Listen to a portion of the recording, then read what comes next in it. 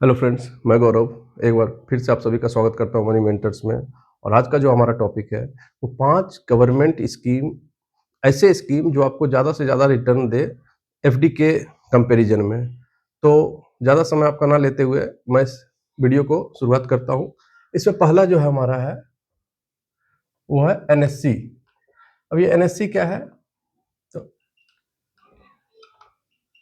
National saving scheme, national saving scheme, ठीक है।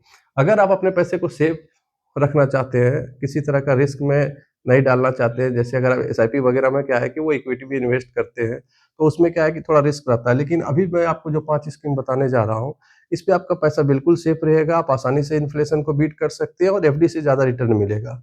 तो अभी मैं सबसे पहले अगर रिटर्न की बात कर रहा हूँ, तो मैं सबसे पहले यहाँ आपको रिटर्न ही बता देता हूँ इसका। रिटर्न यानी कि इंटरेस्ट रेट जो इसका है वो है 7.7%। ये 7.7% फिक्स नहीं है, गवर्नमेंट इसको हर क्वार्टर रिवाइज करती है, ये थोड़ा ऊपर नीचे हो सकता है, ठीक है। इसमें इन्वेस्टमेंट कितना है? इसका इन्वेस्टमेंट जो है मिनिमम 1000 है और मैक्सिमम की कोई लिमिट नहीं है, ठीक है। अच्छा, इसमें लॉक इन पीरियड है 5 ईयर्स का, ठीक है। रिटर्न 7.7% है, इन्वेस्टमेंट मिनिमम 1000 है, मैक्सिमम का कोई लिमिट नहीं है, लॉक इन पीरियड 5 ईयर्स का है, ठीक है। और इसमें सबसे बड़ी बात क्या है कि बिल्कुल सेफ है और एफडी से ज्यादा रिटर्न है। अब दूसरा मैं अगर बताऊं आपको तो वो है एस सी एस एस क्या है? Senior citizen saving scheme. ये जैसे नेशनल सेविंग स्कीम है, इसी का बड़ा भाई कह सकते हैं, सीनियर सिटीजन सेविंग स्कीम। इस पे क्या है, जैसे आप एफडी वगैरह करते हैं तो वहां पे सीनियर सिटीजन को ½ % एक्स्ट्रा इंटरेस्ट मिलता है, सेम यहाँ पे भी है। इंटरेस्ट रेट जो है यहाँ 7.7 है, इसका इंटरेस्ट रेट 8.2% है। इन्वेस्टमेंट 1000 रुपया है, इसमें भी वही है, मैक्सिमम का लिमिट नहीं है, लॉक इन पीरियड 5 साल है। तो सब कुछ सेम है, लेकिन इसमें क्या है कि आप आसानी से इन्फ्लेशन को बीट कर सकते हैं और अच्छा मतलब बिना रिस्क लिए अच्छा इंटरेस्ट उठा सकते हैं, ठीक है। तीसरा अगर हम बात करें तो ये उन लोगों के लिए है जिनके पास बेटी है, यानी कि अब समझ गए होंगे कि मैं क्या बात कर रहा हूँ। सुकन्या समृद्धि योजना, सुकन्या समृद्धि योजना की बात कर रहा हूँ। ये कौन ओपन कर सकता है? जिनके पास बेटी है वो ओपन कर सकता है। वो भी बेटी अगर है तो कब ओपन कर सकते हैं? अगर उनकी बेटी 10 साल से छोटी है तो आप इस पे अपना बेटी का अकाउंट खुलवा सकते हैं, ठीक है। अच्छा, इसका इंटरेस्ट रेट क्या है? इसका इंटरेस्ट रेट भी 8.2% का है। ये कंपाउंड इंटरेस्ट होता है। कंपाउंड इंटरेस्ट के बारे में मैं नेक्स्ट वीडियो में आपको बताऊंगा कि कंपाउंड इंटरेस्ट का क्या पावर होता है, कैसे पैसे ग्रो होते हैं कंपाउंड इंटरेस्ट में। अभी इसका जो लॉक इन पीरियड है,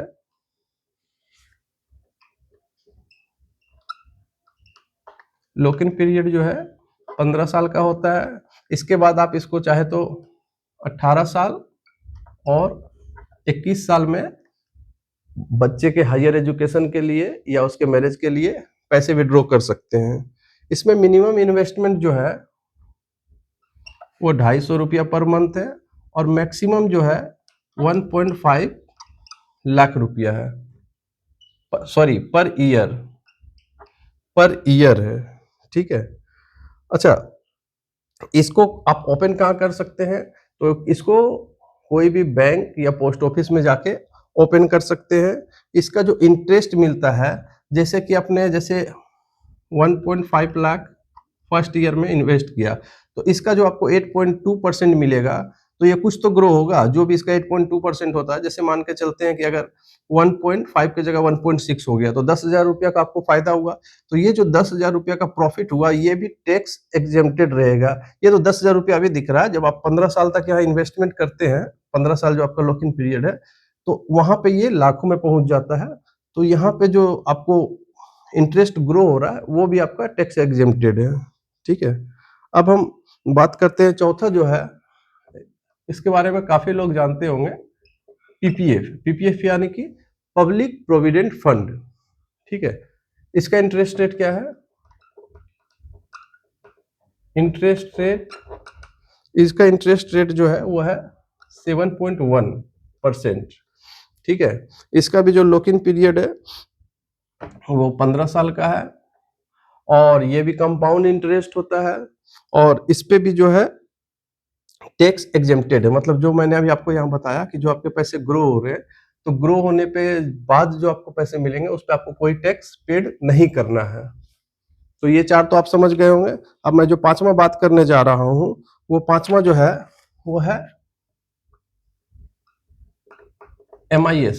MIS के बारे में मैं एक वीडियो पहले भी बना चुका हूँ, आप चाहे तो उसको आसानी से देख सकते हैं, पूरी जानकारी उसमें मैंने MIS का दिया है। MIS मतलब monthly income scheme. Monthly income scheme, इसमें जो इंटरेस्ट रेट है वो लगभग जो है हमारा 7.1% का है, 7.4%। लेकिन मैं उसमें ये भी बताया हूं कि इस 7.4% को आप इंक्रीज करके कैसे 8.8% तक पहुंच सकते हैं। तो आप चाहे तो ये देख सकते हैं।